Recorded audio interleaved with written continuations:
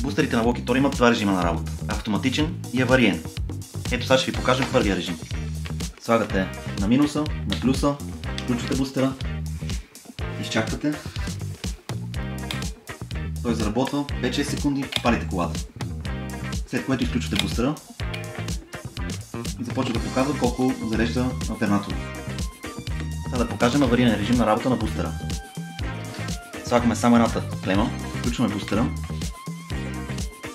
задържаме тези две копчета и тогава слагаме плюса.